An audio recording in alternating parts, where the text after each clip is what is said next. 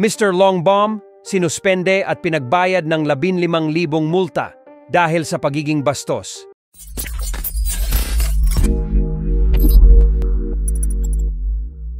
Naging napakahirap para kay Harms Hui aka Mr. Longbom ang transisyon mula sa pagiging content creator hanggang sa maging professional na basketball player dahil bininyagan siya ng apoy sa kanyang unang laro. Ngunit hindi lang ito natatapos sa court dahil ang biglaang pagpasok sa pagiging pro basketball player ay mapipilitan din si Hui na gumawa ng mga adjustments kahit sa kanyang content creation career.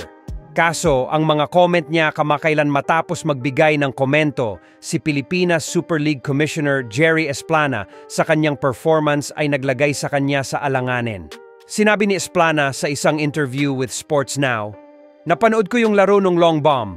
Real talk lang, when he was inside, ang slow ng offense ng team niya. Andun lang siya. Walang takbo rito o takbo roon, parang disarray yung pagkakasala."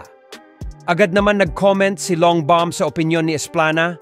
On a deleted post, he said, "Pwede naman tayo mag one-on-one, Kume, para makapag-comment din ako kung ano rin ang dala mo sa loob ng court. Real talk lang din."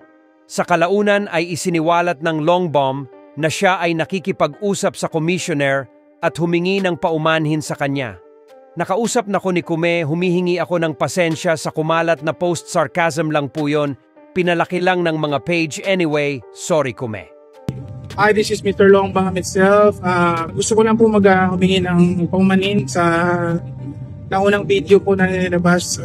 Hindi naman po talaga video, pero yung post po na hinaaman ko po si Commissioner Jerry Esplana.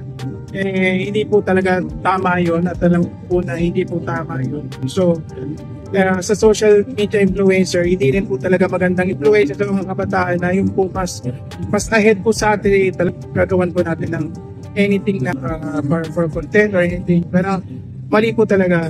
And nakausap ko na po si Kume Jerry Esplana, so humingi po ako ng sorry sa kanya. Ngunit hindi ito sapat para iligtas ang lahat. Sa kanilang official Facebook page, nag-post ang Pilipinas Super League ng mahabang pahayag hinggil sa mga komento ni Hui. Nakasaad dito na sinuspinde ng liga si Hui ng isang laro at pagmumultahin siya ng 15,000 piso dahil sa paglabag sa Code of Conduct ng liga. May sinabi pa nga ang commissioner, the PSL is a professional league and we expect all participants to conduct themselves with the utmost respect and sportsmanship. Disrespectful behavior won't be tolerated. This disciplinary action reinforces our values